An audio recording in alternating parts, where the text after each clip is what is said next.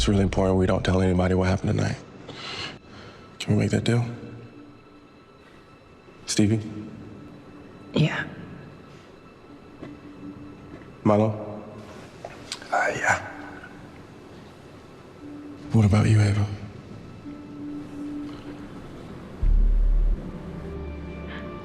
Please say you won't tell anyone. Ooh, Okay. creepy, right? We're back now with that clip from I Knew What You Did Last Summer, and one of its stars, you saw right there, with an excellent voice, Tyriq Withers. Welcome. Thank you for having Yay. me. Thank you. Now, we know it's been a huge week for you. Not only was it the premiere, it was on your birthday. Yes, it was. Happy birthday. Tell thank us about the week. How was it? Yeah, you know, it was a lot of cake, you know.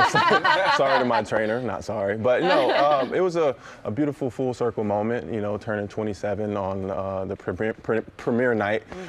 And I was nervous to tell people it was my birthday because you know that like moment when somebody sings you happy birthday?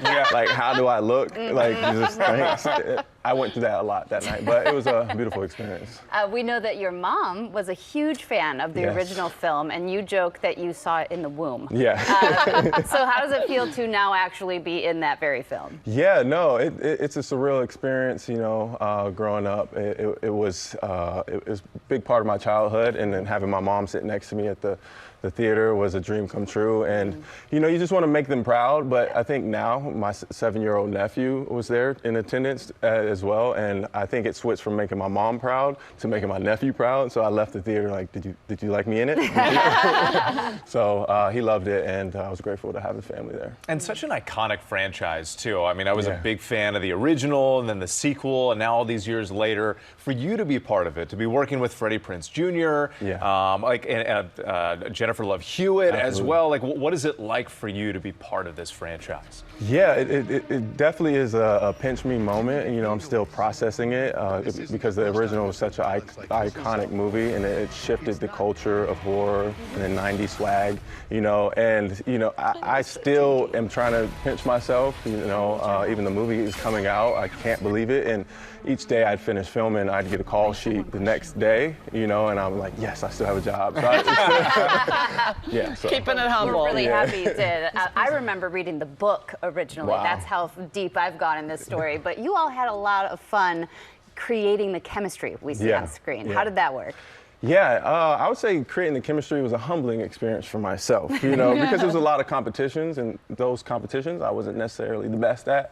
You know, we did like an escape room, and, you know, I held the team back a little bit because my ADHD was going crazy.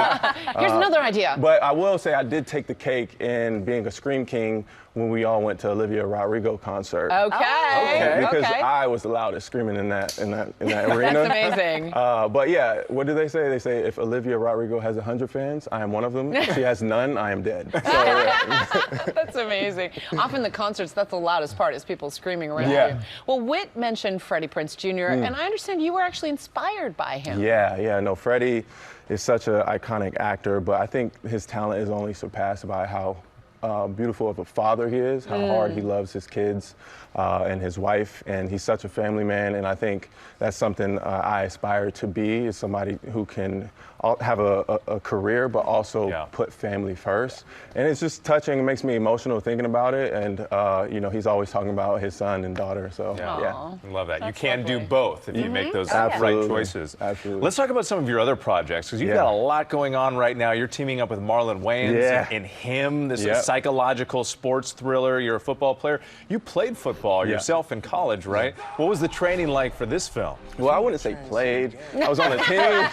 I was on the team, and we won the Orange Bowl. So that year. But yeah, it was a crazy experience because I played wide receiver, so I had to do a little bit switching to quarterback, and so Jordan Palmer was my quarterback coach.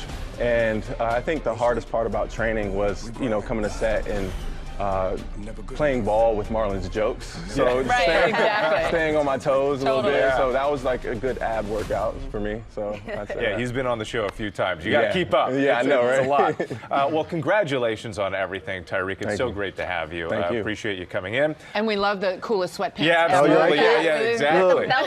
Look, Fashion game and everything going on. I Know What You Did Last Summer is in theaters tomorrow.